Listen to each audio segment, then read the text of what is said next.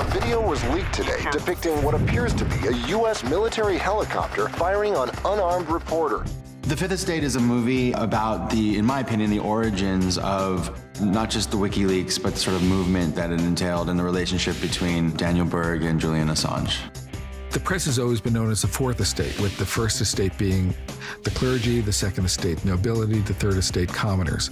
But this term, the Fifth Estate, has emerged recently, and it represents the citizen journalism that's emerged in the age of the internet. They're coming after us. We need to publish now. This is the biggest leak of classified information in history. It's a rise and fall story about power, how difficult it is to be in a position where all of a sudden you get to handle power and to not be corrupted by it.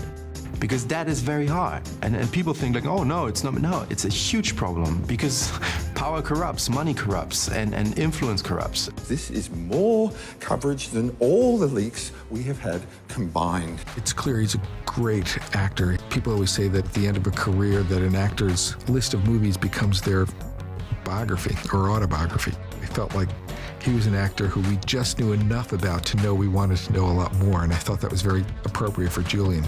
The future has just begun. He was very sensitive to the fact that, I was playing a man who didn't want me to do the film, who communicated that to me in no uncertain terms the day before we started shooting and a couple of days into the film as well.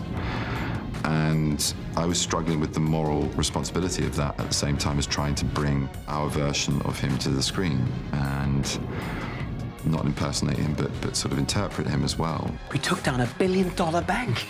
This is crazy. You go back and forth. I mean, one article you read, you think, oh, this is really terrible that this happened. And the next minute, you think, this is the best thing that's ever happened. He's a hero. Everybody's grappling with that. And that makes for really interesting storytelling. Give a man a mask, and he will tell you the truth. The visual style is really cool. It's like The Insider, almost how it's very handheld. You're involved in it, you're a part of it. As an audience member, it feels voyeuristic in a way. You're not a spectator, you're a voyeur. And it's one of those movies where you have to be in Julian's head, and you have to sympathize with him and acknowledge what he's thinking in order to go on this journey with him. And I think the style in which they're shooting it aids that. The thing I like about the movie is it doesn't really come down on one side or the other when it comes to deciding whether transparency in the form of WikiLeaks is good or bad.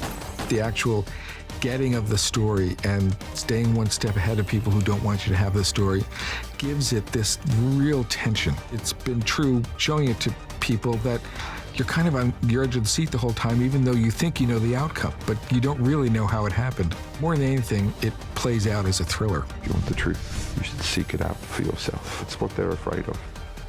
You.